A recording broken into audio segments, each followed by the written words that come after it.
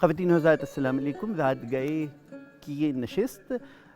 फरवरी अमूमन बाहर का महीना होता है, शगुफ़े खिलते हैं, नए पौधों की आबियारी होती है। और इस माह में ज़बान उर्दू आज के अहद में जिन दो तनावर दरख्तों के साए में बैठी थी ज़बान व बयान के हवाले से, वो कट गिरे। मुझे राबिया नेहा का शेर याद आ रहा है कि फिर यूँ हुआ कि शहर का नक्शा पलट गया, जो पेड़ सर पे साया फगन था वो कट गया। जनाब अमजद इस्लाम अमजद और जनाब ज़िया मुहिउद्दीन। बयान के हवाले से ज़िया जैसा नाम लाना मुश्किल है, इसलिए कि फैसलाबाद में पैदा होने वाले इस शख्स ने अपने लहजे से ये बतला दिया कि ज़बान उर्दू किसी ख़ास खित्ते की मीरास नहीं है और इसने हर ज़मीन का पानी पिया है और इसी वजह से ये इतनी तरोताज़ा हुई है। और रोमानवी गज़लों और माशरे की बेहिसी पे कही गई नज़मों का एक पूरा दबिस्तान जनाब अमजद इस्लाम अमजद। ख़वातीन हज़रात, रात गए कि ये नशिस्त हमारा खिराज तहसीन इन्हीं दो नामवर हस्तियों के लिए। और इस पर बात करने के लिए जिन शख्सियात को मदऊ किया गया है, मुझे समझ में नहीं आता कि मैं उनका तारुफ उनके हवाले से करवाऊँ या इन शख्सियात के हवाले से करवाऊँ, इसलिए कि जनाब Usman Pirzada film, television, theatre का एक बहुत नामवर सितारा अपनी जगह, एक बहुत इल्मी अदबी घराने रफ़ी थिएटर और फिर इनके अजदाद का लाहौर के हवाले से हज़रत अल्लामा इक़बाल तक से मरासिम और जो इस शहर पे इनकी छाप है वो अपनी जगह। लेकिन ख़ुद उस्मान पीरज़ादा और जनाब ज़िया मुहिउद्दीन की आपस की कन्फिगरेशन वो क्या कमाल की थी, उस पे बात हो। उस्मान भाई, आपकी आमद का बहुत शुक्रिया। Thank you for inviting me. और मेरा जी चाहता है खालिद भाई कि मैं आपका और अमजद भाई का तारुफ जो है वो आपकी जो नामवर अभी आपकी गज़लें नज़मों की किताब आपका और ये शेर आपका जो है, इस किताब का टाइटल जो आपने रखा कि बिछड़ा कुछ इस अदा से कि रुथी बदल गई, एक शख्स सारे शहर को वीरान कर गया। इस किताब का दिबाचा ख़वातीन हज़रात ख़ुद अमजद इस्लाम अमजद साहब ने लिखा और उन्होंने लिखा कि खालिद शरीफ से मेरी दोस्ती उतनी ही पुरानी है कि आम तौर पर इतनी पुरानी दुश्मनियाँ भी देखने में नहीं आती। मैं ये चाहूँगा कि आप दोनों शख्सियात के प्रिज्म से हम अपने नाज़रीन को उन दोनों शख्सियात तक ले जाएं। गुफ्तगू अगर मैं उस्मान भाई आपसे उसका आगाज़ करूँ, खालिद भाई आप जहाँ मुनासिब समझे वहाँ आप भी हमारी रहनुमाई फरमाइए। ज़िया मुहिउद्दीन, हमारे यहाँ बहुत बड़े बड़े नाम हमारे थिएटर ने, हमारे टेलीविज़न ने, हमारे रेडियो ने दिए, लेकिन ज़िया साहब एक अलग जॉनर है। वो जब तहतुल लफ्ज़ पढ़ने पे आए तो उन्होंने उसको आर्ट बना दिया कि मतलब वो तमाम तबक़ात के जो ज़बान उर्दू का ज़िक्र आते ही उन्हें खलफशार होने लगता है, वो लाइन लगा के ज़िया की आवाज़ को सुनना चाहते थे। फिल्म में उस जैसा परफेक्शनिस्ट नहीं, टेलीविजन यानी अभी जब हम उनके बारे में देख रहे थे, जितना उबूर म्यूजिक के बारे में, ये क्या कैसा नाबगैर रोजगार आदमी था वो। देखिए ज़िया साहब को एक तो उनका अपना जो एरिया ऑफ वर्क था, विच इज़ एन एक्टर, या उनका काम कि वो रेसिटेशन जिस तरह करते थे, he was trend in Britain. He probably was one of the very few people in Pakistan who were trained to deliver, you know. And Zia Sahab का अपना एक इंटेलेक्चुअलिज्म भी था, और इतना अरसा जो उन्होंने मुल्क से बाहर गुजारा और दुनिया की बेहतरीन दरसगाह में गए, दुनिया के बेहतरीन लोगों के झुरमट में रहे. और मैं समझता हूँ कि हमारा जो काम है वो इंसान किसी डिग्री का महरूम मन्नत नहीं है उसके लिए. ये हमारा जो काम है ये आपको लोगों से मिलता है. You see people, you meet people, you talk to them and you, that's how I have gained. Actor आपके अंदर होता है. तो ज़िया साहब जो हैं वो इसके बियॉन्ड थे. ज़िया साहब वाज ट्रेंड, यू नो, फिनाटिक्स, और वो सारा जो उनका ज़ुबान का जिस तरीके से उनकी अदायगी थी, और किस तरह वो एक एक लफ्ज़ को और किस तरीके से वो समझाते थे कि ये लफ्ज़ अगर तुमने यूँ बोल दिया तो उसके मीनिंग ही बदल जाएंगे, यू नो. तो ये एक ट्रेनिंग थी जो यहाँ पे eight that time people had not done. कौन जाता था इधर से एक्टर बनने के लिए, यू नो. जुत्ती ला लेंदा कहंदा अब्बा कि तेरी ऐसी दी तैसी, तू फिल्म पढ़न जा रहे हैं, तो थिएटर आपके भाई ने आपको जाने नहीं दिया था? हैं? आपके भाई ने आपको नहीं, मेरे भाई ने एक और वजह एक और थी. सलमान भाई was already in England. Salman और ज़िया साहब का भी बड़ा एक डीप और रूहानी ताल्लुक़ रहा है, आज भी है शायद. एक के दुनिया से चले जाने से वो ताल्लुक़ ख़त्म नहीं होता. तो ज़िया साहब को मैंने पहली दफ़ा, जो मेरा एक्सपीरियंस है, I was 5 years old and I went to see a play. ये मेरी ज़िंदगी का पहला ड्रामा है, और शायद इस ड्रामे ने मुझे इतना इफ़ेक्ट किया कि मेरे अंदर वो ख़यालात और वो चीज़ें डेवलप होना शुरू हुई कि मैं आइंदा ज़िंदगी में शायद यही काम करूँगा. तो वो प्ले था जूलियस सीज़र, शेक्सपियर का, और उसका उर्दू जो है ट्रांसलेशन था वो जो परफॉर्म किया जा रहा था. ज़िया साहब नए नए राडा से तालीम हासिल करके वापस आए थे. So this was his signature. I still remember. In fact मैं एक दिन ओस्लो में हम बैठे हुए थे, ज़िया साहब was there was a mela that we created in Norway. So Zia Sahab को जब मैंने बताना शुरू किया, मैंने कहा ज़िया साहब आई रिमेंबर जूलियस सीज़र. तो उन्होंने कहा हाँ अच्छा, yes I know you came with Salman twice. क्योंकि मैंने दूसरी दफ़ा भी रो पीट के अपने बड़े भाई साहब से कहा, जो मार्क एंटनी का रोल उसमें प्ले कर रहे थे सलमान, कि मैं जाऊंगा आज, फिर जाऊंगा, because I was fascinated with all these beautiful costumes and these lovely people there on the stage in all those beautiful lights. तो मैंने कहा हाँ जी, मुझे अभी तक याद है कि नईम ताहिर साहब जो हैं वो ब्रूटस थे, और बेगम खुर्शीद शायद कैलिफोर्निया थी, और मोहसिन शिराजी जो हैं वो प्ले कर रहे थे Julius Caesar, and Salman my brother played Mark Antony.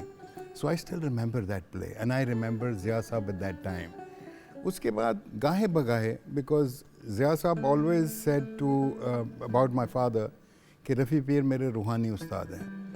So he was one of those young people in college at that time. जब अब्बा जाके कॉलेजों में स्पीचेस दिया करते थे, एड्रेस करते थे स्टूडेंट्स को कि ये जो फ़नून लतीफ़ा, ख़ास तौर पे जो परफॉर्मिंग आर्ट्स का काम है, ये एजुकेटेड लोगों को ज्वाइन करना चाहिए, because they contribute into a Nations treasure. तो अब एक उस टाइम पीरियड में probably Zia, Muhyiddin Saab and Aslam Azhar Saab, you know, they are contemporaries.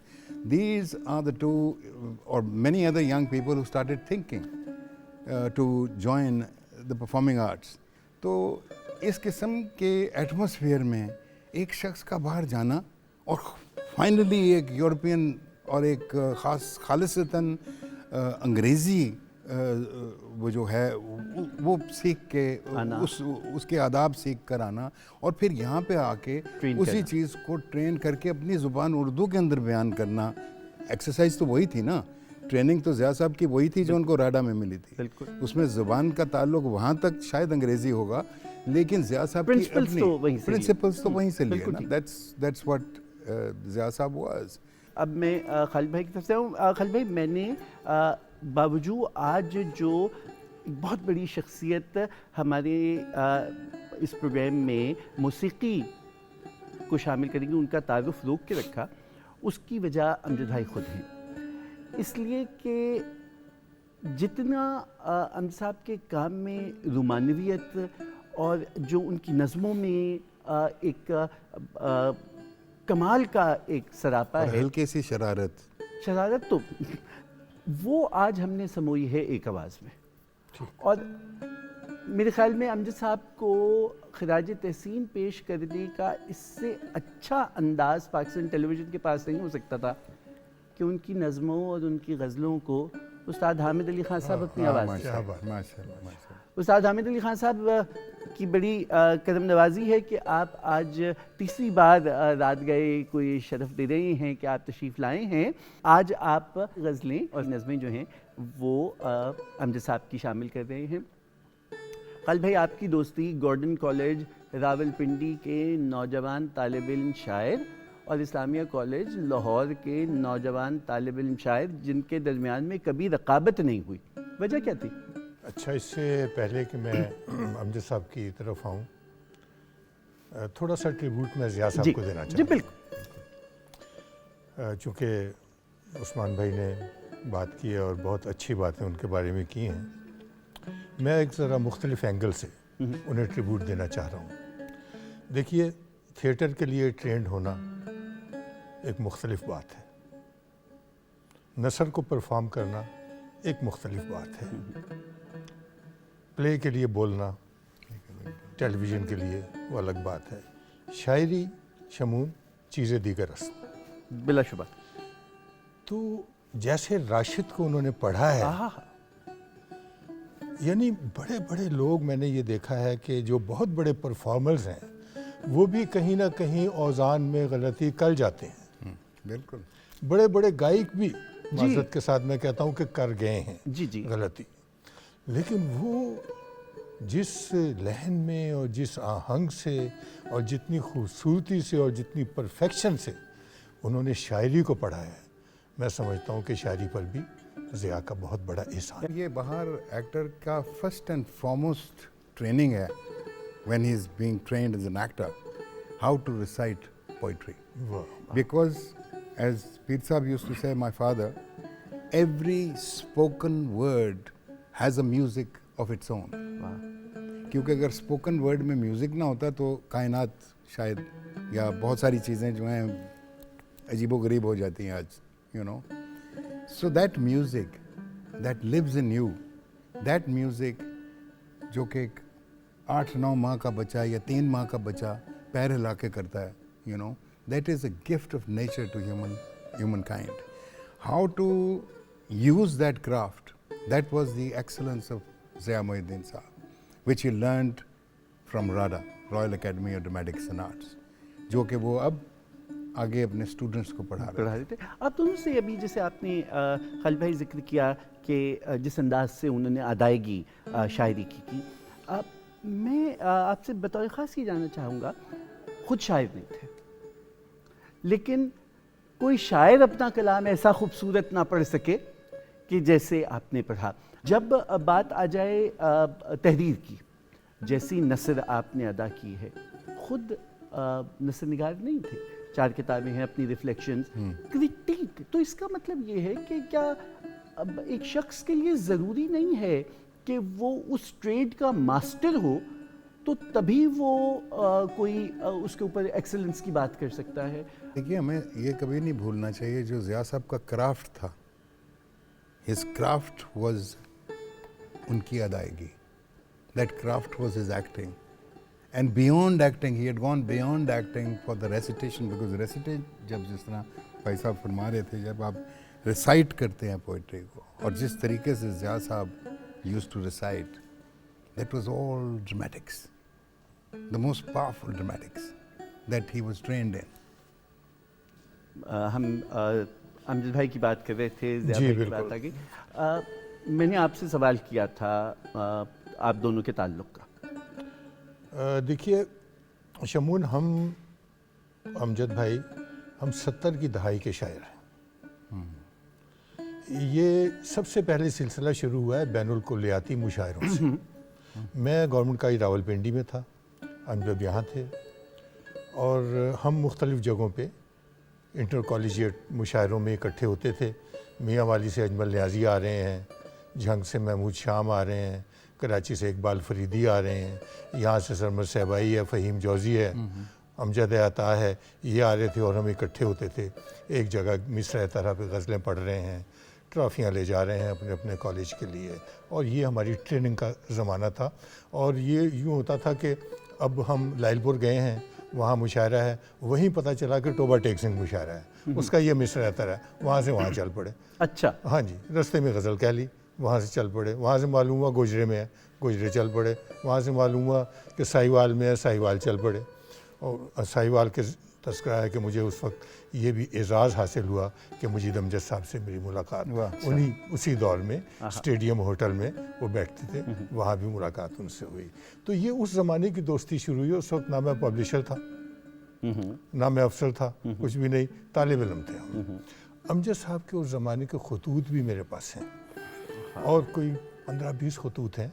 पिछले दिनों मैं उन्हें कहा हंसते हंसते, मैंने कहा मैं तुम्हें ब्लैकमेल करने वाला हूँ, तुम्हारे ख़त जो है वो शाया करके। हाँ, शाया करके कह रहे किस दिन लेके आओ, किस दिन लेके आओ, देखते हैं।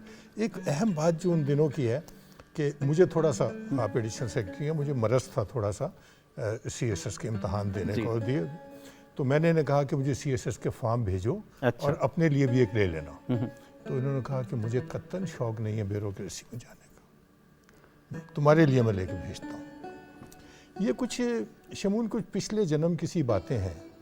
ये वो ज़माना है हमारी उनकी दोस्ती जब परवान चढ़ी है, जब अयूब खावर चकलाला टीवी में जी, और रऊफ़ अमीर ट्रेनिंग ले रहे थे, और बुशरा अंसारी कलियाँ कर रही थी, अच्छा, और इकबाल अंसारी प्रोग्राम सेक्रेटरी थे, अच्छा, और फयाजुल हक और नवीद ज़फ़र वो प्रोग्राम करते थे जिसकी कंपेयरिंग मैं करता था वेले दी गल। अच्छा, इस वक्त अगर आपके जहन में आ जाए तो निसार हुसैन GM, बिल्कुल जी। ठीक, बिल्कुल। फयाजुल हक प्रोड्यूसर मैं थे, जब सीनियर काम प्रोड्यूसर, किया था तो लोग तब शहजाद आजम खुर्शीद भी वहाँ था। तो ये उस ज़माने की बातें हैं। क्या आपने एक अहद पुराना सारा रिलीव कर दिया। खान साहब, अमजद साहब अमजद, आपने इंतखाब किया उनकी गज़लों का, उनकी नज़मों का, किससे इब्तिदा करेंगे? मैं शुरू करें जी, उनकी एक नज़्म है ज़िंदगी के मेले में। आहा, क्या नज़्म नज़्म है, है। क्या नज़्म है। वैसे मैं उनकी और भी बहुत गज़लें गाई जी। हैं, वो भी पेश करूँ।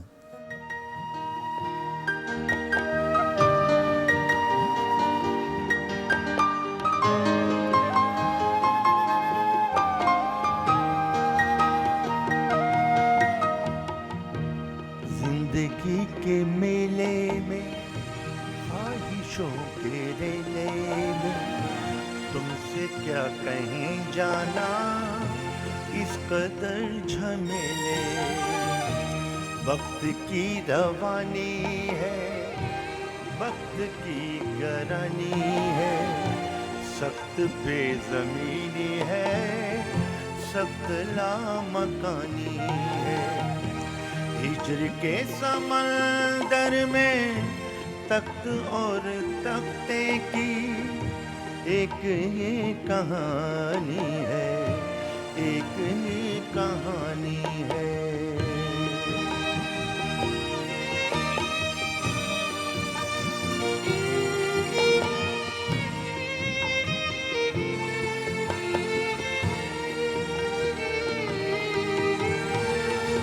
तुमको जो सुनानी है बात को जरा सी है, बात उम्र भर की है, उम्र भर की बातें कब तो घड़ी में होती हैं, उम्र भर की बातें कब तो घड़ी में होती हैं।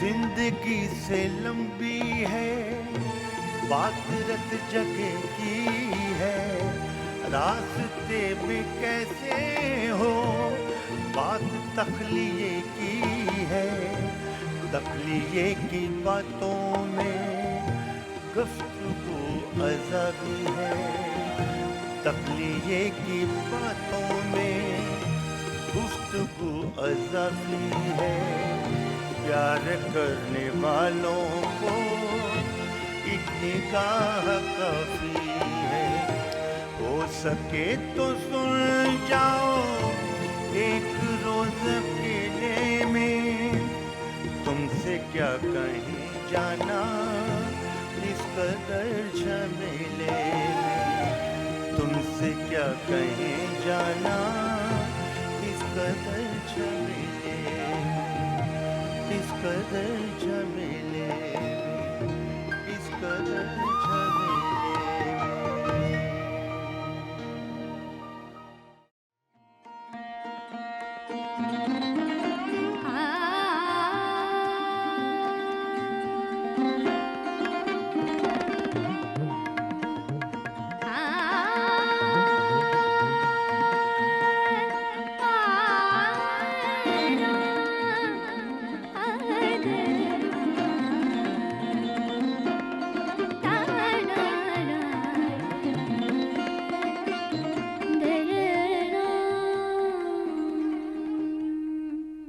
ख़वातीन हज़रात, रात गए की नशस्त में एक बार फिर खुश आमदीद। खिराज तहसीन दो हस्तियों जनाब ज़िया मुहिउद्दीन और जनाब अमजद इस्लाम अमजद को शरीक गुफ्तगू हैं जनाब उस्मान पीरज़ादा और जनाब खालिद शरीफ साहब। तुमसे क्या कहीं जाना इस कदर झमेले में, अभी खान साहब ने क्या खूबसूरत नज़्म अमजद भाई की पेश की इस प्रोग्राम में। आपको याद होगा कि दोनों ज़िया साहब भी और अमजद साहब में दोनों में एक कदर मुश्तरक ये है कि दोनों क्रिकेटर बनना चाहते थे। ये जो poetry, music, cricket, acting, theatre, film, क्या देखिए क्रिएटिव लोगों में बहुत सारे ये जो हैं उनकी क्रिएटिविटी जिस फील्ड में वो मशहूर हैं उसके अलावा होते हैं। कई लोग खाना बड़ा अच्छा पकाते हैं, you know, some people write also, hidden poetry लिखते हैं जो वो शेयर नहीं करते शायद अपने आप आपस में अपने लिए। खाना पकाने वालों में इनका अपना नाम भी है। मेरा अपना नाम भी है। There are a lot of people who are very creative writers and filmmakers. They cook. I never knew that. I cook because I feel like cooking. मतलब मैं मेरी जब वो कहते हैं ना वो सबसे अच्छा अनवाइंडिंग करना जो है राइटर्स ब्लॉक जो आ जाता है दफ्तर में बैठे, कुकिंग से अच्छा कोई नहीं। I had in my old office we had a little canteen at the back. तो मैं उस कैंटीन में जाके गंडे प्याज जो है ना वो काटना शुरू कर देता था। Start making food for my staff, you know, cook तो था ही। So that unwinds you, you know, that relaxes you, something that you enjoy. लेकिन ज़िया साहब की पर्सनालिटी की और बहुत सारी जगह भी हैं जिनमें उनका, मैं उनके आर्ट की बात नहीं भी करता। There is one moment that I went through with him. तब लाहौर में रह रहे थे तो उनका मुझे फ़ोन आया एक दिन, तो मुझे कहने लगे कि उस्मान तुम आ सकते हो कल या परसों शाम में, तो come and have a meal with me. तो मैंने कहा ठीक है sir, I will be there. So I went to his house and उनकी छोटी सी लाइब्रेरी थी, उसमें हम बैठे जाके खुशगप्पियाँ शुरू हुई और मैं यही वंडर कर रहा था कि मुझे बड़ा स्पेशली ज़िया साहब ने आज बुलाया है। सो ही गॉट अप एंड अपनी कुछ लाइब्रेरी के पीछे से एक ख़त निकाला, यू नो, और वो मेरे सामने ला के रख दिया। तो मुझे कहने लगे कि I would like you to read this letter which is addressed to me, I would like you to read it. खैर मैंने वो ख़त निकाला तो वो ख़त मेरे एक ऐसे नेफ्यू का था जिसको मैं ज़िंदगी में कभी नहीं मिला, you know. It was my elder brother's son, जो कि उनकी डिवोर्स हो गई थी अपनी बीवी के साथ, वो अंग्रेज़ बीवी थी उनकी, तो वो बच्चा चला गया था। Now this grown up boy at the age of 35 is writing to Zia Muhyiddin saying that I'm about to get married and my mama tells me that I have piggybacked you and you are my father's very close friend. I would like to know, I would like to meet him. I would like to take my wife to him and meet him because I'm getting married. तो जब मैंने वो ख़त पढ़ना ख़त्म किया तो मैंने ऊपर देखा तो ज़िया साहब जो हैं वो he had tears in his eyes. He was actually crying, you know. I was emotionally touched also. मैं उस खत को बयान नहीं कर सका अभी उस तरीके से, लेकिन he was a very emotional human being. और जब तक मैं समझता हूँ कि इन छोटे छोटे एहसासात को महसूस करने वाले इंसान ना हों, ना तो आप अच्छे पोइट बन सकते हैं, ना ही आप अच्छे अदाकार बन सकते हैं, या आप किसी किस्म की फीलिंग वाली चीज़ जो है उसको अदा कर सकते हैं. You got to have that feel in you. फिर अब फैसाब के बारे में जब वो डॉक्यूमेंट्री अपनी जो उन्होंने आखिर में अपना फैसाब से ताल्लुक़ पे बनाई, तो जब वो लॉन्च हुई तो जिसे आपने फरमाया he had tears in his eyes. So वो एक बिल्कुल बड़े एहसास इंसान थे वो. He was a very very sensitive human being. Amjad साहब के बारे में कुछ I would like, because मेरी एक उनके साथ रिलेशनशिप रहा है. वो महफिल में भी जब मैं और वो आमने सामने आते थे तो वो हंसना शुरू कर देते थे. वो हंसी कुछ, क्योंकि we used to share jokes. Okay. And Amjad Sahab had कितना बड़ा ज़ख़ीरा था उनके पास लतीफ़ों का. और अब वो मुझे देख के हंस रहे हैं क्योंकि वो लतीफ़े पे हंस रहे हैं जो उन्होंने अभी मुझे सुनाना. So we had a great relationship. Although मैंने कभी अमजद साहब के ड्रामे में काम नहीं किया, कभी नहीं किया मैंने उनके किसी लाहौर से होते हुए लाहौर मैंने तो कोई उनके ड्रामे में कभी काम, लेकिन he was a friend of mine. Okay. I worked with him on other projects. I mean मैंने अमजद साहब को इन्वॉल्व किया था. जो मैं सिम बच्चों के लिए हम एक पपेट का प्रोग्राम बना रहे थे, उसके लिए I had him as a consultant on the children's poetry that we were doing. Children complex के डायरेक्टर भी थे. जी, चिल्ड्रन कॉम्प्लेक्स के डायरेक्टर भी रहे थे, लेकिन one of the things was that he had the feel for it. Because he had that laughter, he had that life. वो शख्स बच्चों के साथ वही शख्स जस्टिफिकेशन कर सकता है जिसके अंदर लाइफ हो, जिसके अंदर अपना बच्चा जिंदा हो. वो बताओ बच्चा उसने मारा ना हो. जी. तो अमजद साहब का जो अंदर, मैं यहीं पे कि अमजद साहब के अंदर जो चाइल्ड था, वो चाइल्ड जो है वो आखिरी दम तक रहा. अमजद साहब के शेरी सफ़र की तरफ आते हैं. जी. इनकी पहली किताब जो आई है बलज़ख, ये नज़मों का मजमुआ था. फिर जो मैंने पहली किताब शाये की सातवां दर, उसमें गज़लें नज़में दोनों थी.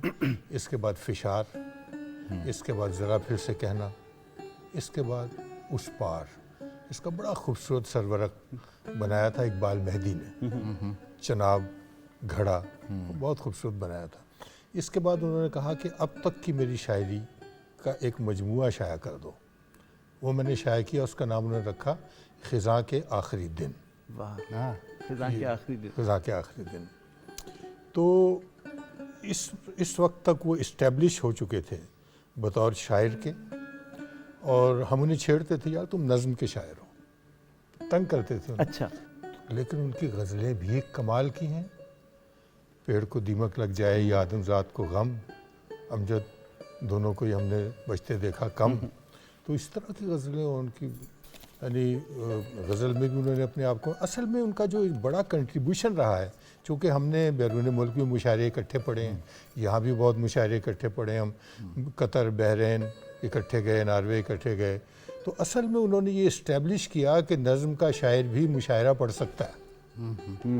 सिर्फ उसके लिए ज़रूरी नहीं कि गज़ल का शायर ही हो, गज़ल के शेर पर ही दाद ले, नज़्म पर भी दाद ले सकता हूँ. और ऐसे मौज़ूआत पे जैसे अली ज़ीशान अमजद के लिए नज़्म है, वो है, या तालिब इल्मों का सिलसिला है. तो ऐसे मौज़ूआत पर भी उन्होंने के कमरा इम्तहान की जो नज़्म है उनकी, वो वाली, तो उन्होंने इस्टेब्लिश किया कि नज़्म का शायर भी दाद ले सकता है और अपने आप को मनवा सकता है, और लोग नज़्म सुनने की भी तारीफ़ मुशायरे में कर सकते हैं, नज़्म सुनने की फरमाइश भी मुशायरे में कर सकते हैं. 2 पार्ट हैं उनकी मकबूलियत के, एक वारिस से पहले का, एक वारिस से बाद का. ये बड़े ऑब्वियस हैं, ये बिल्कुल ऑब्वियस हैं. और ये हर तरीके से, क्योंकि जैसे कि उन्होंने कहा कि एक और हवाले से भी शोहरत जो है वो फ़ायदा देती है. तो मैंने ये देखा है कि हमारे लिखने वाले जो हैं, जो राइटर्स हमारे हैं, शायर हैं, अगर उन्हें मीडिया की सपोर्ट मिल जाए तो फिर वो कहीं से कहीं पहुंच जाते हैं. लेकिन खलील भाई, आपने जैसे जिक्र किया वारिस का, ये बिल्कुल अपनी नाबगा रोज़गार इसलिए अमजद भाई भी हैं कि फिल्में लिखी, 8 फिल्में हैं, बच्चों के ड्रामे लिखे, चिल्ड्रन अकेडमी, मेरे लिए एक फिल्म लिखी. अच्छा. सरकार के मुलाजमत की, उर्दू साइंस बोर्ड के चेयरमैन रहे, और दूसरी तरफ ड्रामा निगार, और फिर लेकिन जो उनका पहला इम्प्रेशन आता है वो बतौर शायर आता है। वो तो जाहिर है, मतलब आप ये नहीं पहले आएगा कि अच्छा बहुत शायर तो शायर ही होता है। जी।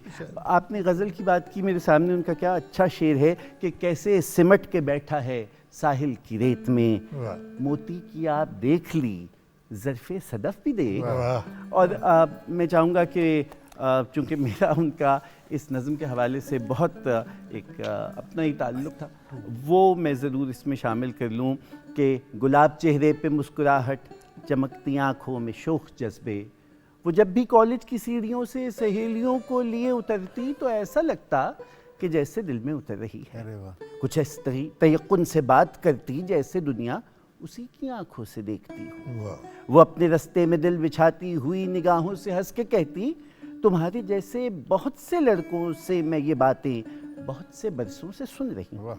मैं साहिलों की हवा हूँ, नीले समंदरों के लिए बनी हूँ। वो साहिलों की हवा सी लड़की जो राह चलती तो ऐसा लगता कि जैसे दिल में उतर रही है।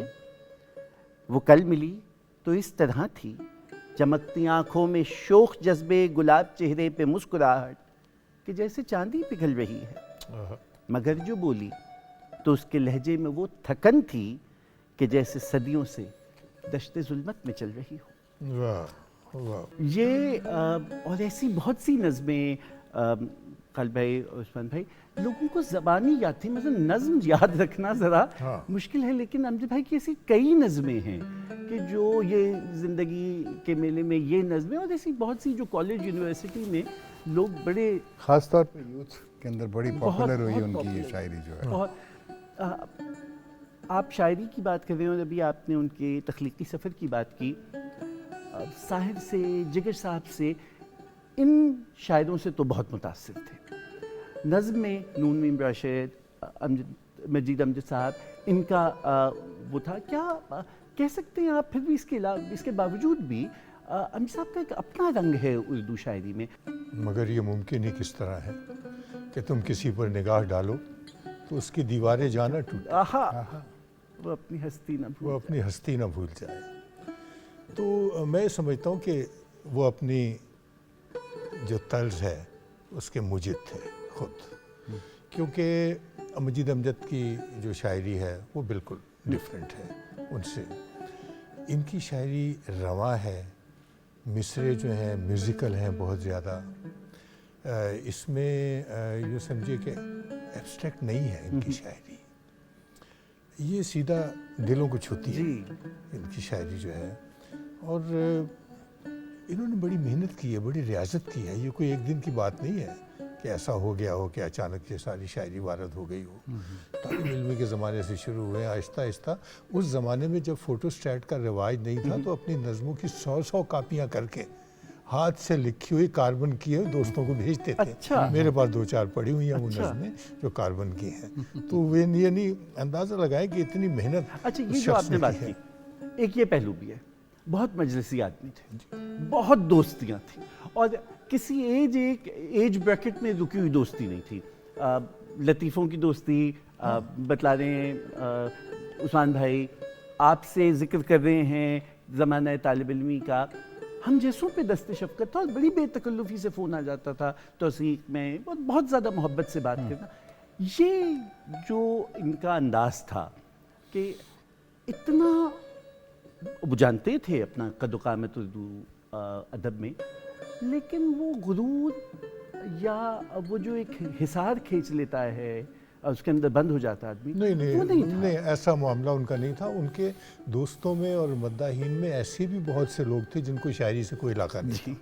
शमीम साहब उनके एक दोस्त थे जो कि अफसर थे किसी महकमे में, अक्सर बहुत कुर्बत थी उनकी।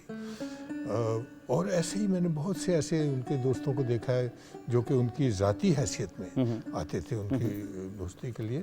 और बड़े मज़े की मैं आपको ये बात बताऊं कि मैं चूँकि किताबें शाया भी करता हूँ, आपको बताया, तो 90% लोगों की ये फरमाइश होती है अमजद साहब से फ्लैप लिखवा दो। अच्छा, अब वो फिर मैं उनको कहता हूँ यार लिख दो फ्लैप, तो मुझे वो बात कह देते थे जो उनको नहीं कह सकते थे कि यार तुम खुद बताओ ये किस काबिल है कि मैं लिख दूँ इस पर, तुम खुद ही बताओ। अच्छा, फिर आखिर मैंने कहा कि भाई अब मैं नहीं कहूँगा इसे। तो वो जो भी साहब थे, मैं कहते नहीं, हम जैसा मसरूफ़ हैं, ये है वो है। अच्छा, एक और बात कि देखिए, आपके जो दूसरे फील्ड्स हैं, ड्रामा और ये, उसके अंदर तो चेहरा शनाख्त होता है, ठीक है ना। तो वो बंदा बाहर निकलेगा तो उसको हर बंदा पहचान लेगा।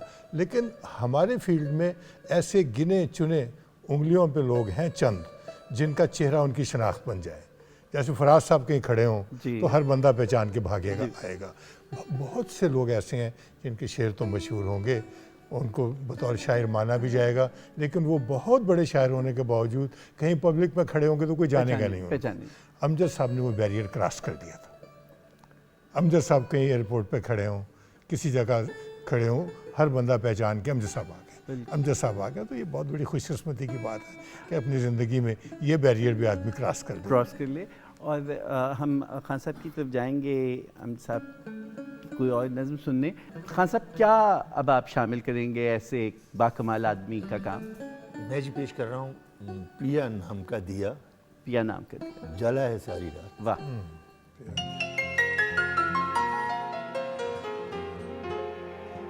पिया नाम का दिया, पिया नाम का दिया, जला है सारी रात, जला है सारी रात। पिया नाम का दिया, जला है सारी रात।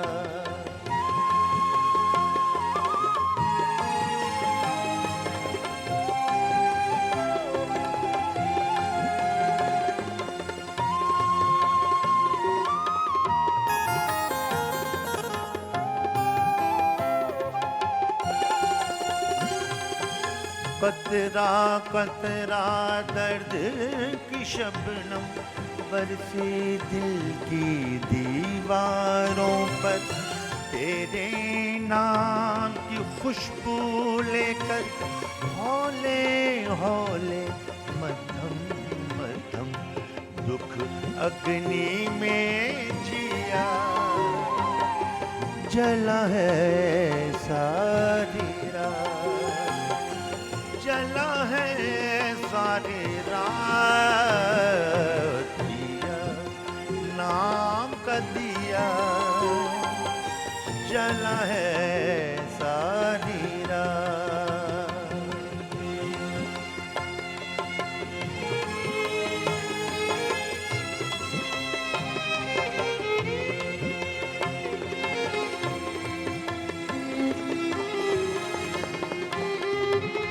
करके रोशन तारे मान, तन्हाई के मारूथल में सपने बोकर नैनन जल में, डूबा दूर गगन में चांद, सुख का सपना पिया, जला है सारी रात, जला है सारी रात।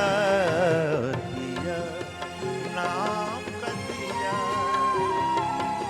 जला है सारी रात।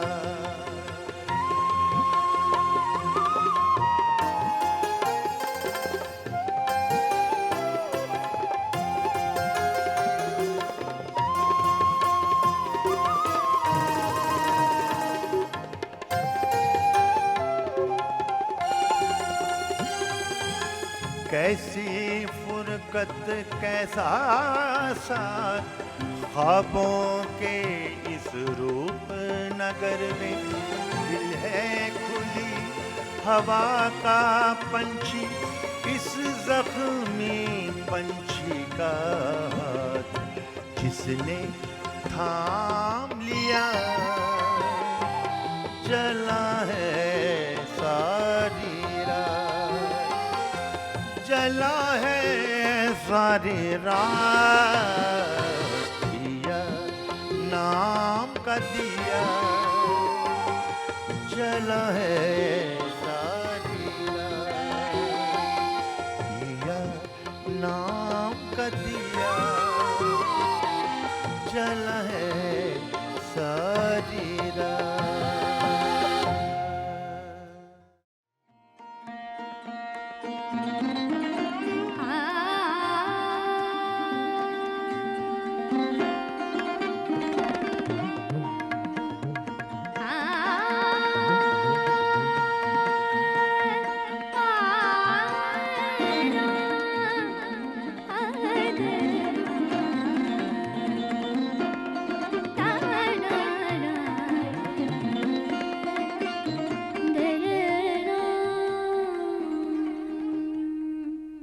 ख़वातीन हज़रात, एक बार फिर खुशामदीद। गुफ्तगू रात गए में अमजद साहब और ज़िया मोहिउद्दीन साहब के हवाले से मैं उस्मान भाई आपसे ज़िक्र करूं कि आपके वालिद साहब का बेहिसाब असर ज़िया साहब पे, उन्हें अपना रूहानी उस्ताद भी कहते थे। ख़ुद अपने वालिद का बहुत ज़िक्र किया उन्होंने कि अपने वालिद से अगर ज़िया साहब की पर्सनालिटी के एनालिसिस करने लगे तो ख़ुद कहते हैं कि मैं ये समझ नहीं पाया कि मेरे काम में मेरा क्या है, क्योंकि ये सब कुछ तो वो है जो मैंने अपने वालिद से लिया। वो उस ज़माने में फ़िल्मों के डायलॉग लिख रहे थे, वो म्यूज़िक का बहुत ज़्यादा उनको शौक़ था, यूनिवर्सिटी में म्यूज़िक का मजमून शामिल करवाया। वालिद साहब का जिक्र आपके सामने कभी किया उन्होंने अपना कि कितना इन्फ्लुएंस था उनके नहीं, ऊपर? अनफॉर्चुनेटली मेरी कभी ऐसी रिलेशनशिप नहीं रही जिधर वो ज़िया साहब अपने बुज़ुर्गों के बारे में या अपनी फैमिली के किसी ऐसी चीज़ के बारे में बात करते। हमारा कसूर एक का जिक्र तो किया है, कसूर का जिक्र तो किया। कसूर का जिक्र ज़रूर किया, क्योंकि कसूर की दो तीन चीज़ें उनको बड़ी भाती थी। एक तो मैडम के बड़े मद्दात जी, थे, जी। यू नो, एंड एक और अपना the great Bulleh Shah. Bulleh Shah, you know. आपने कभी उनकी रेसिटेशन पंजाबी में सुनी थी? मैंने वो फैज साहब की जो उन्होंने की बाद में, हाँ, वो नहीं, उसके अलावा अच्छा नहीं, he was fantastic in because language तो उनकी कोई प्रॉब्लम, मतलब पंजाबी उनके आबाओ अजदाद First की language। ज़ुबान थी और उनकी पहली ज़ुबान वही थी। तो बड़ा उम्दा जिस तरीके से, क्योंकि पंजाबी का भी अपना एक डायलेक्ट है, जी यू नो, अगर आप मूव करना शुरू करें तो बिल्कुल, वो थोड़ी हर कोई 25 को उस पे 100-200 मील के बाद वो कुछ और जी। आ जाता है, उसके अंदर नुआंसेस चेंज हो जाते हैं। एक ही लफ्ज़ जो है वो उसकी अदायगी फ़र्क पड़ जाती है, कहाँ पे आपने सांस लेना है, कहाँ पे आपने सांस नहीं लेना, while saying delivering a particular sequence of a dialogue, you know. तो yeah, Zia Saab was very proud of the fact that he was in Kasoor also. अच्छा, पैसेज टू इंडिया में जी। रोल किया, जी उसके बारे में आप जी हाँ, he was, I mean, that was his first major break because he played the lead for many months. Ji And the unfortunate part was कि जब उसकी फिल्म उन्होंने बनाई तो they selected somebody else ji, to play. Ji. They selected a Dr. probably Aziz का हाँ, character किया। you know. So and his performance I believe was brilliant. I've not seen it, but I've read reviews and people who actually saw him perform Passage to India. They were totally in awe.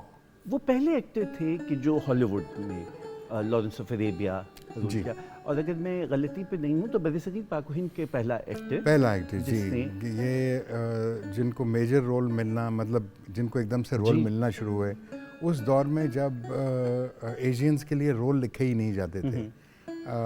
I remember when my elder brother went to England, तो वो ज़िया साहब के पास ही जाके ठहरे थे शुरू में, Salman, and at that time it was very difficult for a brown man to establish himself as an actor. तो जो कि ज़िया साहब की स्ट्रगल तो उससे बहुत पहले की थी। And things that, for instance, I know of two things, but they are related to Salman, my elder brother. एक बड़ा फेमस टेलीविज़न सीरियल था जो आज कल भी चलता है, उसका नाम है emergency ward number 10। Okay. Okay ना, उसके अंदर एक रोल के लिए सलमान को सेलेक्ट किया गया, डॉक्टर मुराद का रोल था। कुछ 4 एपिसोड या 5 एपिसोड में काम करना था। तो when Salman read the script, so he refused to read like that. He refused to speak like that because वो एक टिपिकल स्टाइल डेवलप किया गया था, इंडियन पाकिस्तानी इस तरह सिंग सॉन्ग तरीके से लोग बोलते हैं। तो सलमान ने कहा कि भाई मैं डॉक्टर हूँ, and I'm supposed to be a Pakistani doctor. And in my country, in Pakistan, we are taught in King's English. Fine, we don't have a accent like a British accent, but we have a very pronounced Pakistani accent, and I'm going to speak from that. उस पे बड़ा एक मसला पड़ा फिर, but the writer agreed with Salman. उसका net result ये निकला that he quoted as a doctor with his अपने मरीजों से बातचीत करते हुए कई दफ़ा वो शेक्सपियर, बायरन, कीट्स को कोट कर देता है, यू नो. सो वो कैरेक्टर जो है वो 1.5-2 साल चला. तो आई एम श्योर कि ज़िया साहब जब गए थे वहाँ पे, बीइंग अ ब्राउन मैन, ठीक है कि आपने वहाँ का सीखा, उम्दा तरीन वहाँ की जो दरसगाह थी, आप वहाँ पे गए और वहाँ से आपने सीखा. लेकिन now comes to the brass tacks कि क्या ज़िया साहब सिर्फ शायरी पढ़ने के लिए रह गए थे? क्या ज़िया साहब सिर्फ लोगों की उर्दू ठीक करने के लिए रह गए थे? क्या ज़िया साहब एक बड़ा उम्दा डायरेक्टर थे? नो, ज़िया साहब के अंदर, बल्कि ज़िया साहब was a great actor, and because of that skill that he had learned, अब उस स्किल को एक्सरसाइज करने के लिए यू नीड रोल्स. और बरतानिया में उस टाइम पे मेरी और आपकी स्किन के लोगों के लिए रोल्स नहीं थे. वो रोमांस उनका बाद में शुरू हुआ. ज्वेल इन द क्राउन जिस तरह है, वेयर, हाँ, jewel in the crown, Zia साहब वाज, आप देखिए, बड़े उम्दा, बल्कि Salman plays his son in that. अच्छा, मेरे बड़े भाई उनके बेटे का रोल करते हैं ज्वेल इन द क्राउन में. And what a powerful role that Zia sahab did. अच्छा, बात उनकी एक्टिंग की हो रही है, तो आपने जैसे अभी उर्दू ज़बान की बात की तो मुझे खुद याद आ गया 2005 में जब बैनुल-अक़वामी उर्दू कॉन्फ्रेंस इस्लामाबाद में हुई तो मैं ज़िया साहब के पास गया कि हमने उसकी क्लोजिंग करनी है और हम चाहते हैं कि उर्दू ज़बान की लताफ़त एक प्रोग्राम हो और आप गुफ्तगू करें. तो मुझे फ़ौरन टोका और कहा नहीं, ये लताफ़त नहीं होता, आप इस नशिस्त का नाम रखिए उर्दू ज़बान का स्वभाव. क्या हुआ? मुझे वो लफ्ज़ आज तक पेवस्त है, उर्दू ज़बान. और फिर उसके बाद उन्होंने रेसिटेशन की. एक्टर उस्मान भाई अगर हीरो हो जाए तो वो हीरो सिंड्रोम में कैद हो जाता है. वो रोल से ज़्यादा ये देखता है कि मैं लीड में हूँ या नहीं हूँ. ज़िया साहब ने इमैकुलेट इंसेप्शंस में एक यूनाक का किरदार, और वो क्या कमाल रोल है. ये ज़्यादा उनका फोकस देखने में लगता है कि क्या किरदार अदा कर रहे हैं वो अहम होना चाहिए. मैं इसी का जिक्र पहले कर रहा था कि एक एक्टर की जो क्राफ्ट है उसको मैं और आप जो सामईन जो हैं हम इंजॉय तभी कर सकते हैं कि उसको हम वेरियस शेप्स में देखें, हम उसको वेरियस कैरेक्टराइजेशंस करते हुए देखें. तो एक एक्टर के लिए it is very important that he gets that remarkable work. क्योंकि अगर आपके पास रिमार्केबल काम नहीं है, अगर आप भोंडा और बेतुका स्क्रिप्ट कर रहे हैं because you have to do it, तो उसकी मतलब बात नहीं बनती ना. बात तो तभी बनेगी कि आप उम्दा तरीन आपको कैरेक्टर्स मिलें, उम्दा तरीन स्क्रिप्ट हो. अब ज़िया साहब को अगर आप एक बदतरीन स्क्रिप्ट दे दें तो वो बेचारे क्या करेंगे? मतलब he will have to rewrite the whole damn thing himself, which he has done many times by the way. एक और एरिया है जॉनरा उनका, ज़ियामुद्दीन शो किया तो उन जैसा कंपेयर कभी सोच नहीं सकते. कंपेयरिंग के बारे में ज़िया साहब खुद ये लिखते हैं कि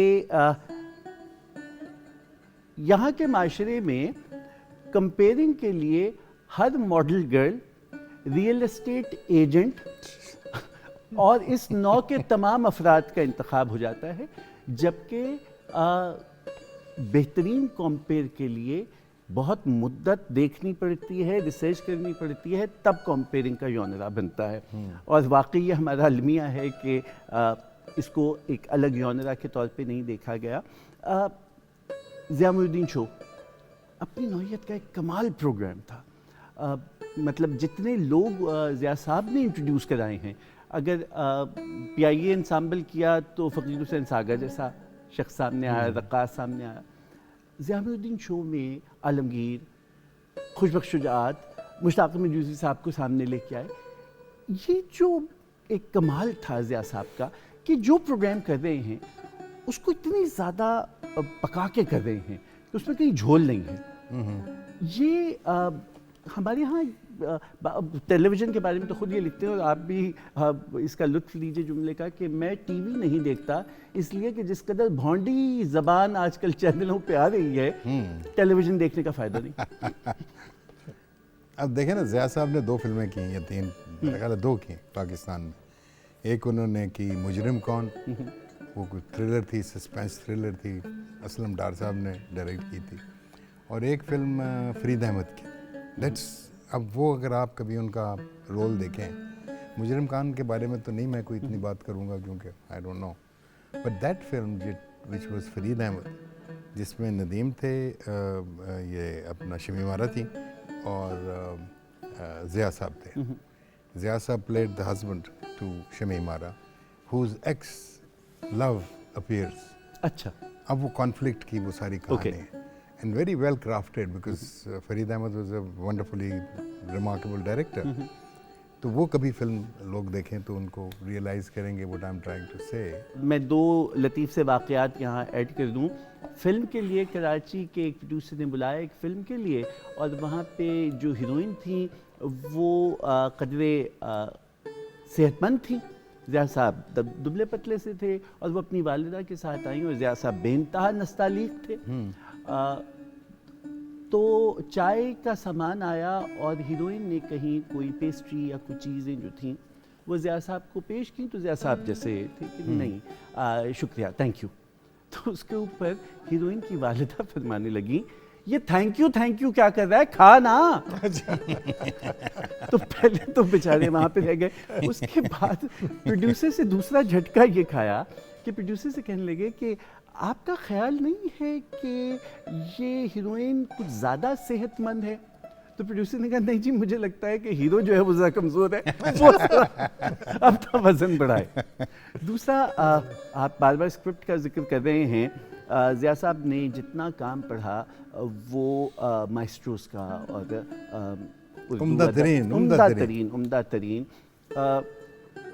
मैं ये कैसे बतलाऊं कि उन्होंने पाकिस्तान एयरफोर्स का एक प्रोग्राम किया 2016 में, और उसमें स्क्रिप्ट के लिए मेरा इंतखाब हुआ था, और मैंने, मुझसे कहा गया ज़िया साहब का पीस लिखें, और मैंने डरते डरते कुछ लाइनें लिखी।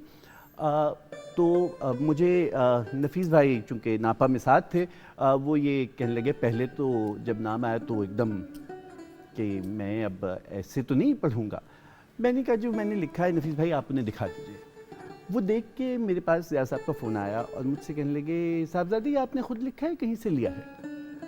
तो मैंने कहा ज़िया साहब ज़बान तो बहुत पहले से लिखी जा रही है, वही अल्फाज हैं, मैंने कुछ नया नहीं लिखा। तो उस पर मुस्कुराए। उसके बाद आपने मुझे ख़त भी तहरीर किया उसके पास, वो मेरे पास है, क्योंकि पाकिस्तान टेलीविज़न का ये ख़ुद सताइशी के ज़ुमरे में ना आए, चूँकि पाकिस्तान टेलीविज़न का प्रोग्राम था, तो वो थॉट पीस भी और वो ख़त भी मेरे लिए तो एक सर्टिफिकेट है सारी ज़िंदगी का।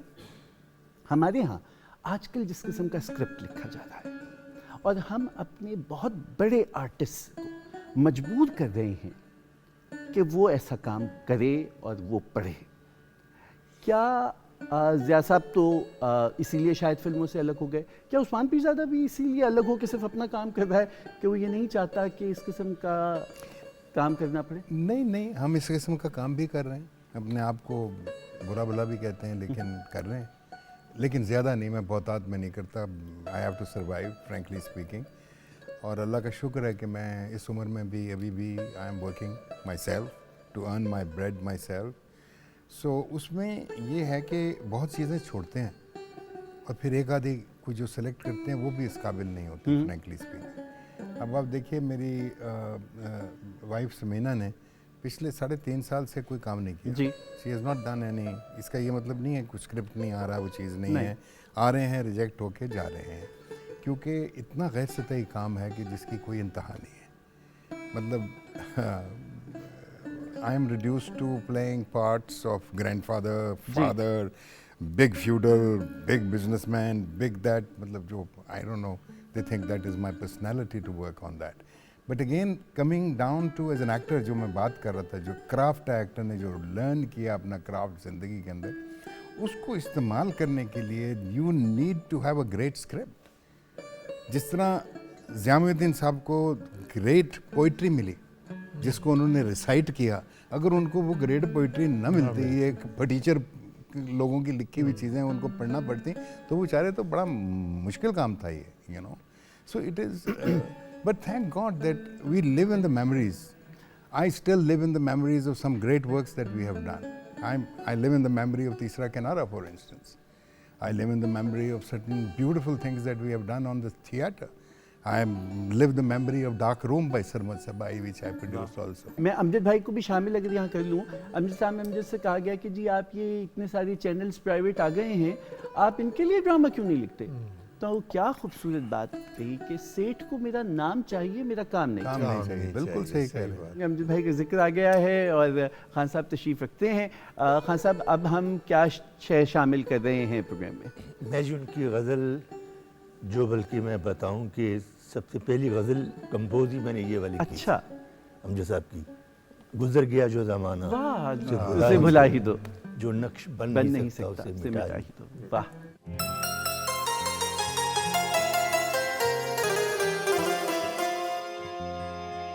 रोज कहता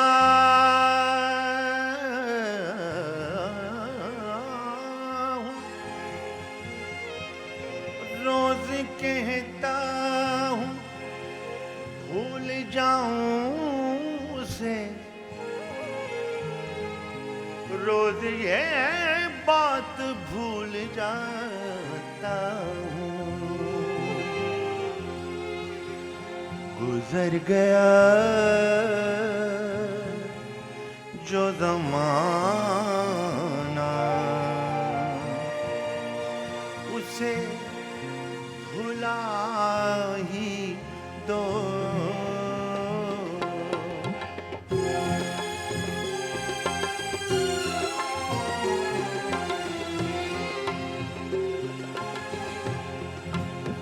गुजर गया जो ज़माना, उसे भुला ही दो।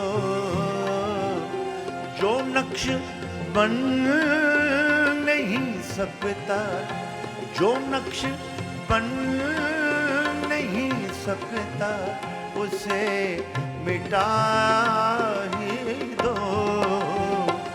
गुजर गया जो ज़माना, उसे भुला ही दो।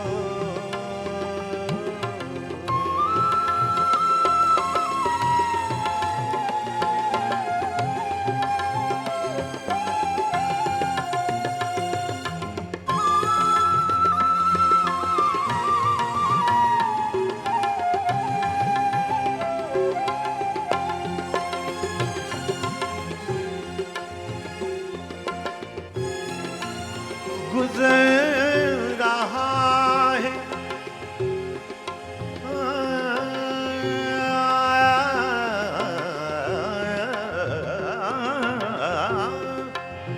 गुजर रहा है जो लम्हा, उसे अमर कर ले।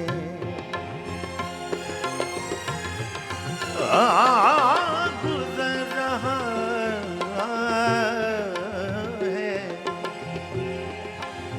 गुजर रहा है,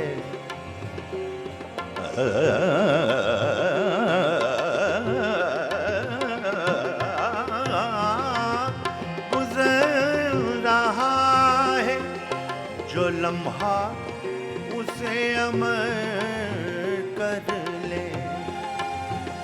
मैं अपने खून से लिखता हूँ, मैं अपने खून से लिखता हूँ, तुम गवाही दो। गुजर गया जो ज़माना, उसे भुला ही दो।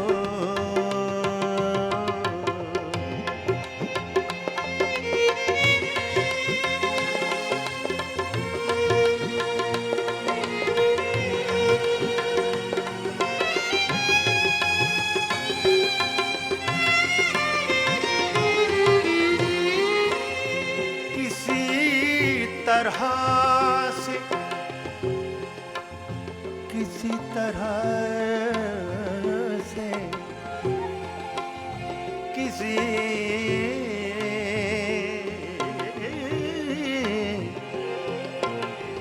किसी तरह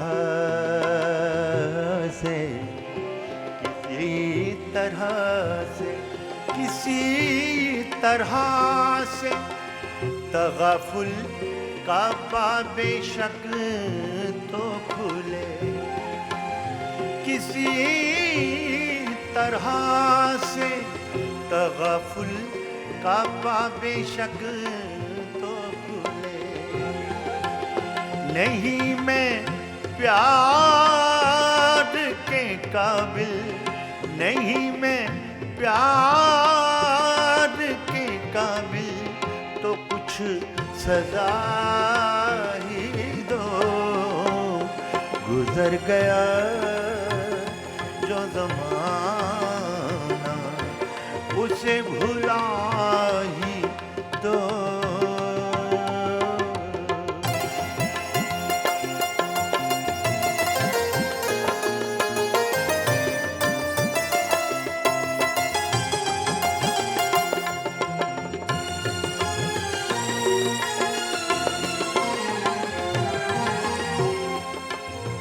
रुकी रुकी सी हवा है, रुकी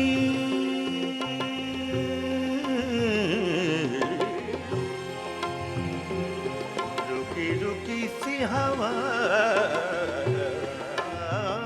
है, रुकी रुकी सी हवा है,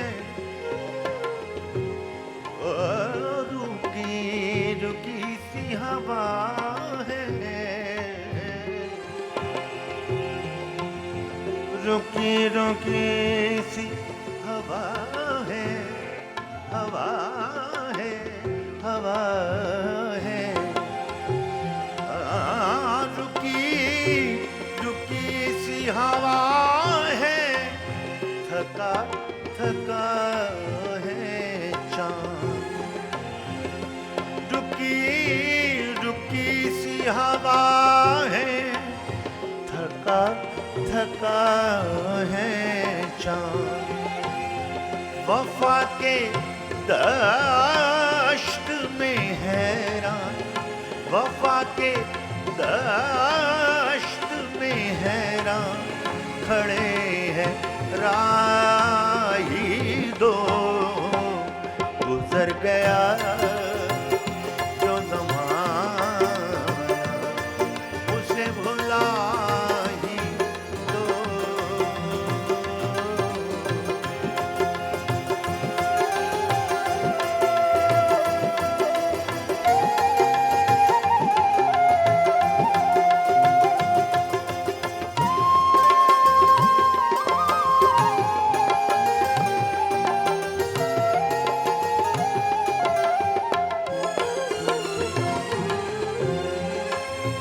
खुलेगा तरके ताल्लुक के बाद बाबे फना, खुलेगा तरके ताल्लुक के बाद बाबे फना। ये एक आखिरी पर्दा, ये एक आखिरी पर्दा भी अब उठा ही दो।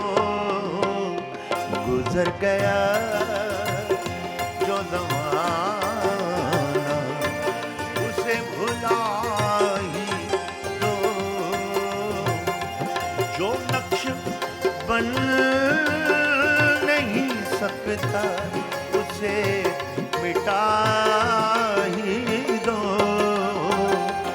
गुजर गया जो ज़माना, उसे भुला ही दो।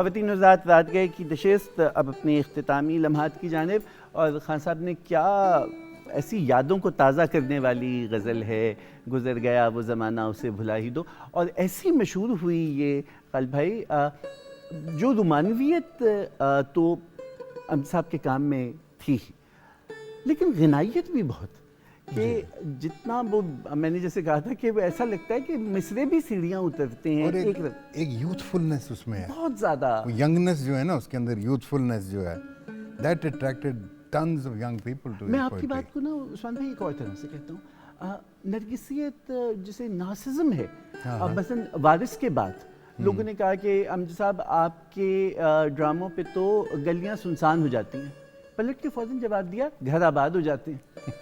That positiveness, that is क्या his humor. खूबसूरत बात है That is his humor. That was Amjad, Islam Amjad. कि वो अच्छा, दोनों शख्सियात के बारे में बात हो रही है, ज़िया साहब की भी और अमजद साहब की भी। ये दोनों आदमी, एक तो 90 बरस तक पहुँचे, अमजद साहब भी की भी अच्छी उम्र थी, 79 थी, दोनों रिटायर नहीं हुए, आखिरी दिन तक माशाल्लाह। काम कर रहे थे, हाँ, माशाल्लाह। और मतलब जिंदगी उनमें दौड़ रही थी। ये नहीं था कि अच्छा अपने पिनाकल पे पहुंच गए, हिलाल इम्तियाज, सितारा इम्तियाज, वारिस ड्रामा, नापा अकेडमी, अभी तो खत्म हो अभी गया। आपने ये वारिस का जो जिक्र किया है, Amjad Islam Amjad was not a feudal. नहीं, वो सारा प्ले जो है that is about feudalistic order, जी। You know. तबकाती निज़ाम, हाँ, वो तबकाती जो उसका पहला प्रोड्यूसर था Ghazanfar Ali, he was a feudal. जी, उसके जहन में ये कुछ थे जी। चीज़ें जो वो 5-6 एपिसोड तक उसने की, उसके बाद Ghazanfar left it, but Amjad Islam Amjad adapted it so well, कैसा निभाया यू नो, बड़ा निभाया, बड़ा सही निभाया।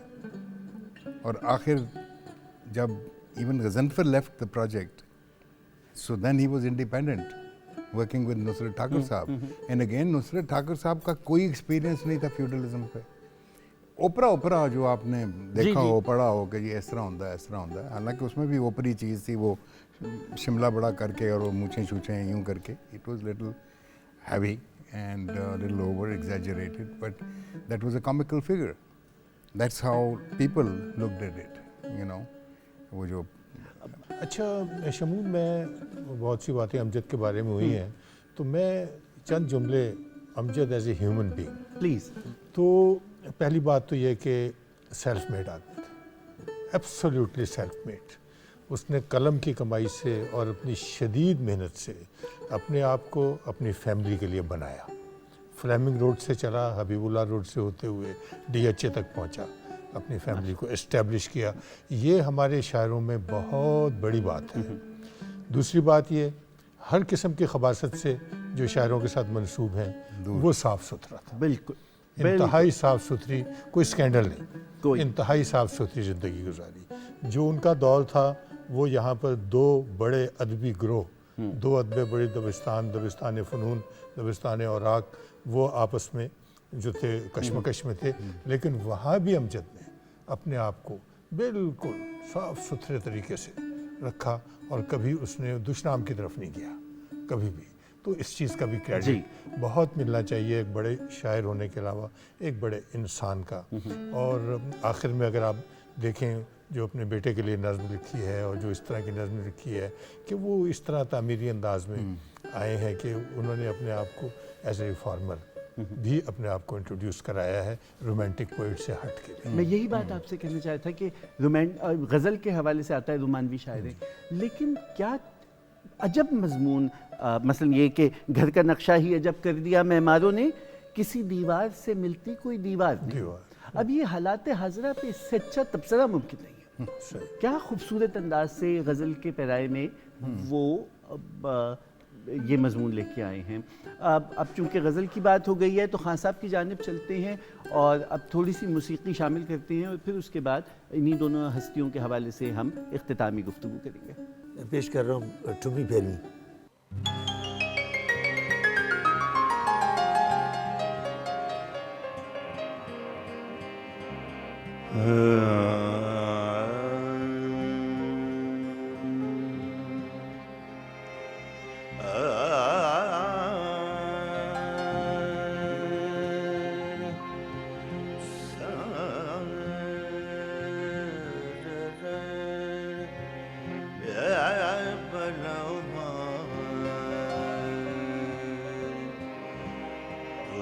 सजना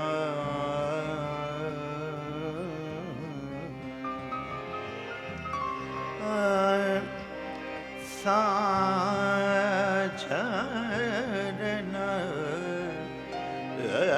बनावा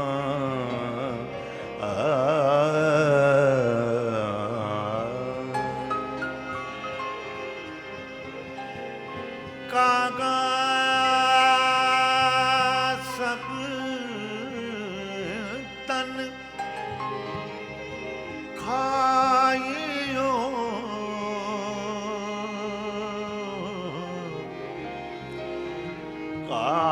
कागा सब तन खाइयो और चुन चुन खायो मांस रे दोने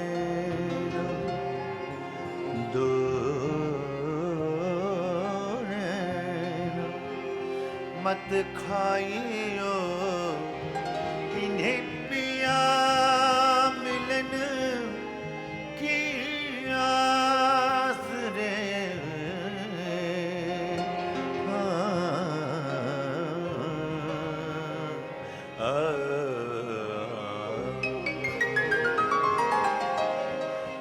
कब आओगे तुम आओगे कब आओगे तुम आओगे मोरा तुम बिल जिया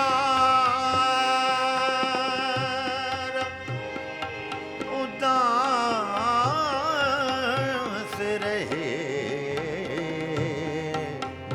कब आओगे तुम आओगे मोरा तुम बिल जिया ओ मोरा तुम बिन जियारा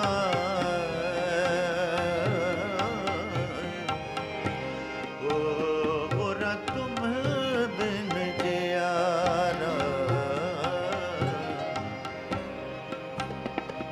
कब आओ कब आओ कब आओगे कब आओगे कब आओगे तुम आओगे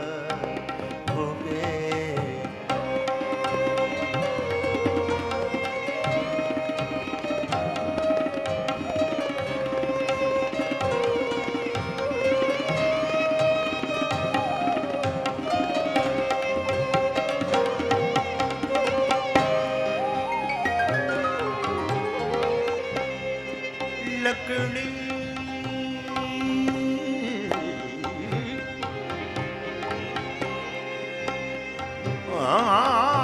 लकड़ी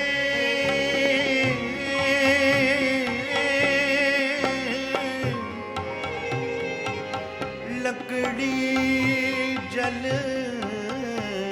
कोयला भई और कोयला भयो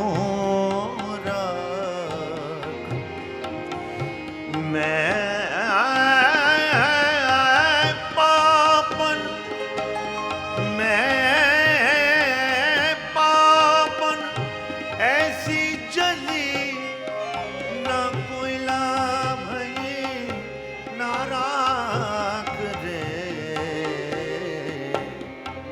कब कब कब आओगे तुम आओगे मोरा तुम बिन जियारा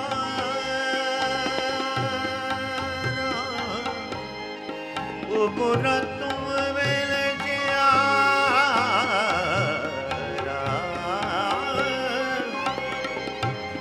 मोरा तुम बिन जियारा ओ मोरा तुम बिन जियारा ओ मोरा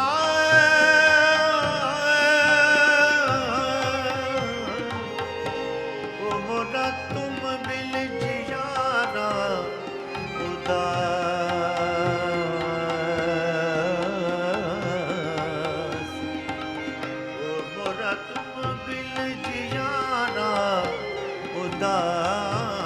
उदास कब आओगे तुम आओगे मोरा तुम दिल जियारा उदास रहे कब आओगे तुम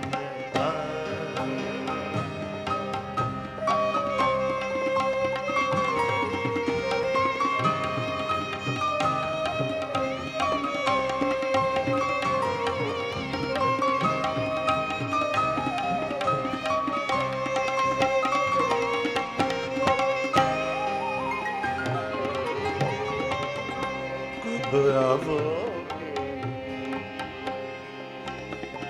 कब आओगे मोरा तुम बिल जिया जिया जिया हारा ओ मोरा तुम बिन जिया ओ मोरा तुम बिन जिया मोरा तुम बिन जिया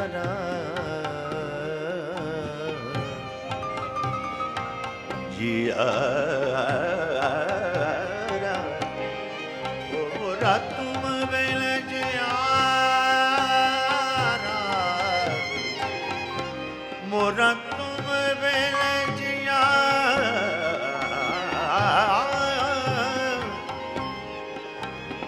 मोरा तुम बिन जियारा उदास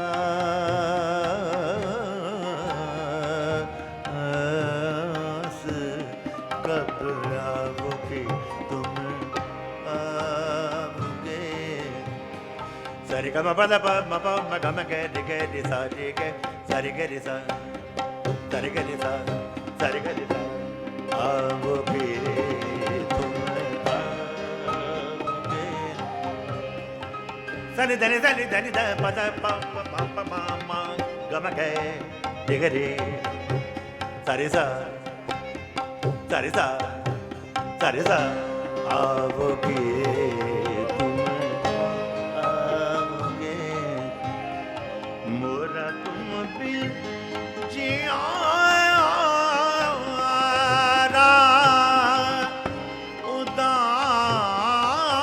उदास रहे कब आओगे तुम आओगे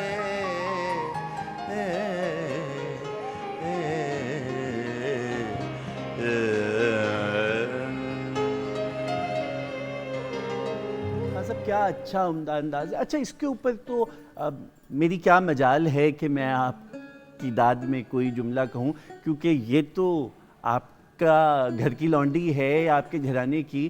क्लासिकी गायकी की जब बात आए तो चाहे वो भैरवी हो, चाहे ठुमरी हो, चाहे दादरा हो, आपसे उम्दा कोई ख्याल गा नहीं सकता है। ज़िया साहब और अमजद साहब, अमजद आपने अमजद साहब के बारे में जिक्र किया कि मुकम्मल तौर पे सेल्फ मेड आदमी थे।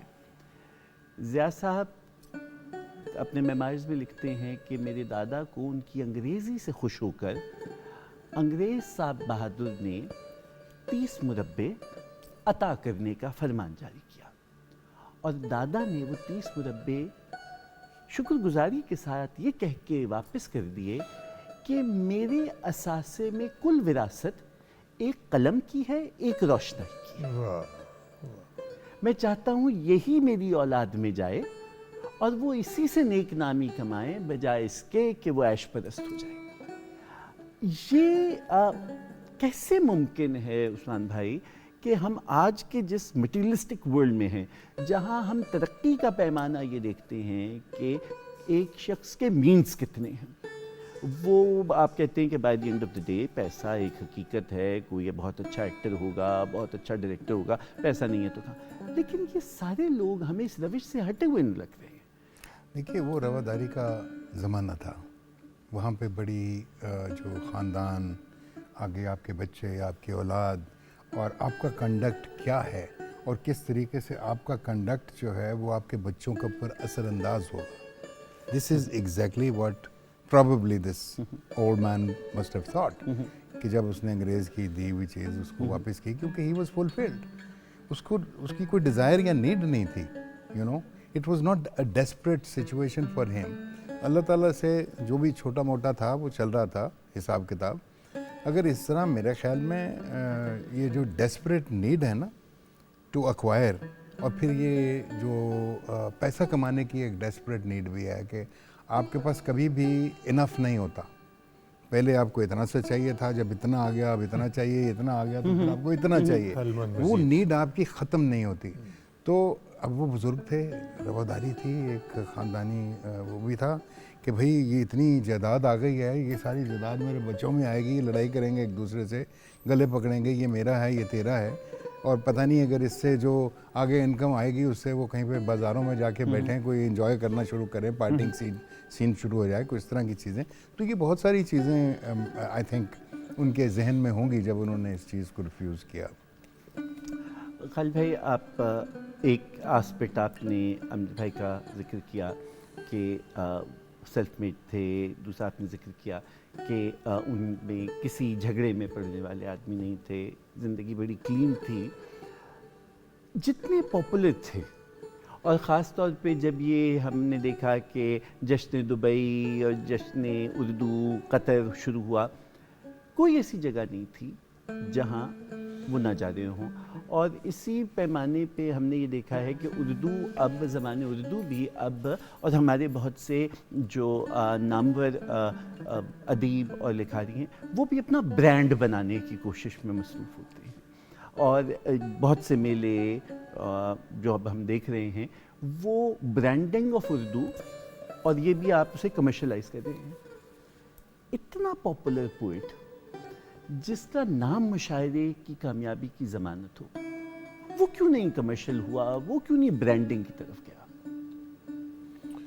मेरे ख्याल है उनकी जो तबीयत की सादगी थी और कनात पसंदी थी, वो यहाँ तक ही समझते थे कि उनके लिए यही बेहतर है, वरना चाहते तो कोई प्रोडक्शन हाउस बना के बैठ जाते। तो मेरे ख्याल है इस तरफ वो नहीं आए। अमजद साहब की एक और स्ट्रेंथ जो थी वो उनकी वाइफ थी। अच्छा। हिज वाइफ वाज लाइक मतलब एक उनकी सारी स्ट्रेंथ उसमें थी। मुझे कई दफ़ा उन्होंने कहा यू नो कि एंड भाभी वाज अ रिमार्केबल वुमन। अच्छा। फिरदौस भाभी जो है ना वो जन्नती खातून, बिल्कुल सिंपल स्ट्रेट, बहुत सादा, लविंग फॉर एवरीबडी। अच्छा। और फिर वो माशाल्लाह फिर उनके जो आगे रिश्ते हुए, उनकी बेटी जो है अनवर मसूद साहब के बेटे के साथ शादी हुई, वो एक बड़ा अच्छा बॉन्ड बना अनवर मसूद का और इनका। वो भी बहुत ही एक मिसाल बन गई कि आपस में भी अदीब और शायर जो हैं वो बड़े अच्छे तरीके से रिश्तेदारी भी कर सकते हैं। बड़ा अच्छा एक मॉडल अच्छा बन गया। To sum up this whole discussion, हम अब क्लोजिंग की जानिब बढ़ रहे हैं। जैसे सर अब्दुल कादिर ने, और ये मेरा आप दोनों से सवाल है, सर अब्दुल कादिर ने जब दिबाचा लिखा बांगे दरा का तो कहा कि गालिब के बाद जो लगता था कि दबिस्तानी उर्दू में अब शायद कोई और शमा ना जले, ता वक्ते के पंजाब से अल्लामा इकबाल की सदा आई। जो इस अहद की उर्दू है कि जहाँ हम बहुत सी ज़बानों को अब नापैद होता देख रहे हैं, उसकी वजह ये कि वो बाज़ार की ज़बान नहीं है, कारोबार की ज़बान नहीं है, सरकार की ज़बान नहीं है, और उर्दू के साथ ये तीनों चैलेंजेस हैं। ज़िया मोहिउद्दीन उर्दू का दुरुस्त लहजे की एक सनत थे, वो शमा इस फरवरी में गुल हो गई। अमजद साहब, नज़्म और गज़ल के हवाले से एक अपना जॉनरा थे। क्या आप दोनों का ये ख्याल है कि ज़बान को ऐसे लहजे और ऐसी आवाज़ें और दस्तयाब हो पाएंगी गिवन द प्रेजेंट सर्कमस्टांसेस, जहाँ हम क्या पढ़ा रहे हैं, क्या मीडिया बुलवा रहा है और क्या नए लहजे आ रहे हैं? जो इस वक्त काम हो रहा है, जो हम खुद कर रहे हैं, I am involve in that my self, उसमें तो ऐसी कोई गुंजाइश नहीं है कि उसकी वो जो एक ज़ुबान की खूबसूरती, नस्तली की, उसकी अदायगी के लवाजिम जो हैं वो तभी पैदा हो पाएंगे कि अगर वो उम्दा लिखी हुई हो। ऐसा कोई काम नहीं है। हमारे कई दफ़ा अपनी जान बचाने के लिए हमें स्क्रिप्ट्स के अंदर चीज़ें ठीक करनी पड़ती हैं। की जी एक डेफिनेशन लिखी जी, थिएटर की, जी। वो ज़रा सुना दीजिए। वो कहते हैं थिएटर का ड्रामा ख़ास तौर पे है, ये जी, इसमें टेलीविज़न थिएटर, ड्रामे थिएटर। की बात नहीं। वो कहते हैं ड्रामा शेर और मौसीकियत से लबरेज़ आवाज़ में नाचते हुए गाते हुए अफराद की ख्याल अफरोज़ हरकत के सैल रवां का नाम है, जिसके मुशाहिदे से वजदान इंसानी में सरखुशी के अबदी चिराग जल रहे। वाह, Theatre needs to elate you. Theatre needs to take, and now look what we've been giving to people in the name of theatre. Just, हाँ, हमारे कई theatrical productions ऐसे आती हैं which are different, but I'm talking about how vulgarity seeped into theatrical performances in this very city. Shamoon, ज़ुबान को तो challenge है, लहजे को भी चैलेंज Challenge है। है। शायरी से मैं मायूस नहीं हूँ कत्तन, मैं आपको बता दूँ। हमारे अदबी मराकज़ में भी और उससे हट के उससे ज़्यादा हमारे मुफस्सलात में ऐसा ऐसा जैम पड़ा है, बस उसे डिस्कवर करने की ज़रूरत है। इसलिए शायरी इंशाअल्लाह ज़िंदा रहेगी। आप दोनों साहब की आमद का बहुत शुक्रिया, बहुत खूबसूरत गुफ्तगू हुई। ख़वातीन हज़रात, ज़िया साहब और अमजद इस्लाम अमजद के हवाले से गुफ्तगू, हमारी गुफ्तगू में खालिद शरीफ साहब ने और उस्मान पीरज़ादा ने दो रुख दिखाए हैं। एक का कहना ये है कि जिस किस्म का काम मीडिया में, कमर्शियल में हो रहा है, उससे तो उम्मीद नहीं है कि लहजे की और बयान की आबरू कायम रह सके। जबकि खालिद शरीफ साहब का कहना यह है कि दमदम आ रही है सदाए कुन फयकून। बात कहने की आज़ादी तो जमहूरियत देती है, बात कहने का सलीका अदीब और आलिम बताता है। यही वजह है कि हदीस नबवी है कि एक आलिम की मौत एक आलम की मौत है। इस फरवरी में दो आलम हमसे रुखसत हुए हैं।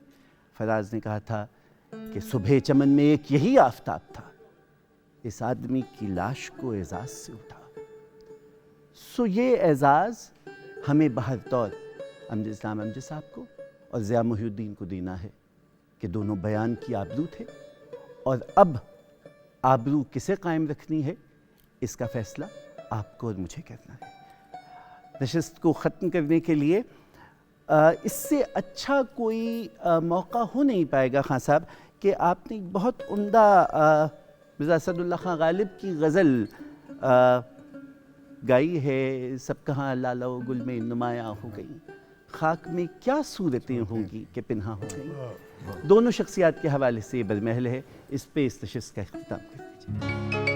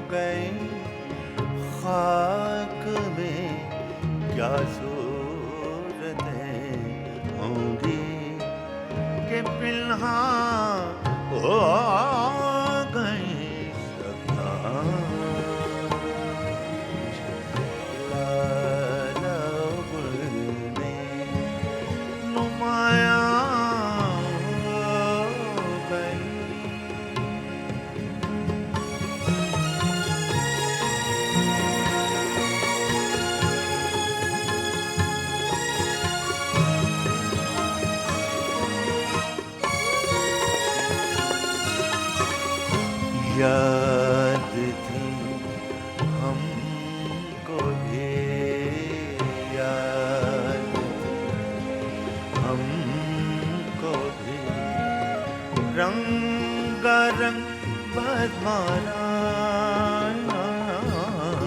याद थी हमको भी रंगारंग पद्माना, लेकिन अब नक्शो निगारे ताकि निसियां हो गई सब कुछ लाला गुल में नुमाया हो गई।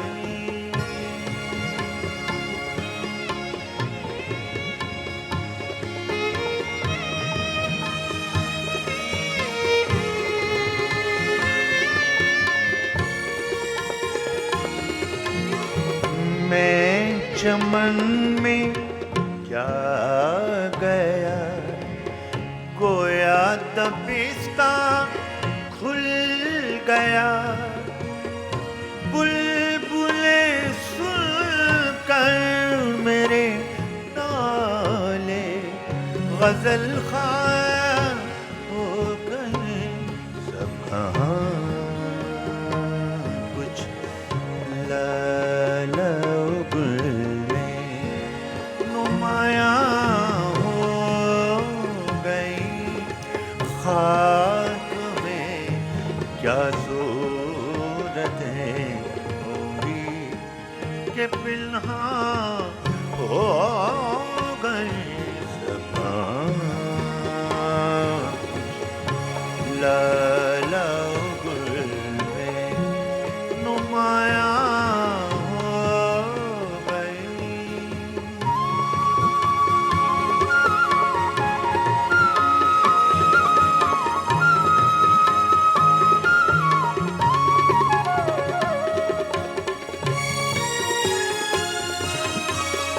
यूं ही गर रोता रहा, यूं ही गर रोता रहा, गालिब तो अहले जहां, यूं ही गर रोता रहा, गालिब तो अहले जहां।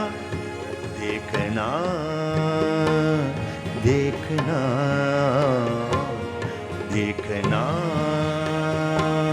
इन बस्तियों को तुम के वीरान हो गए सब कहाँ कुछ लाला गुल में नुमाया हो गई। खाक में क्या सूरतें होंगी कि पिन्हा हो गई सब कहाँ कुछ लाला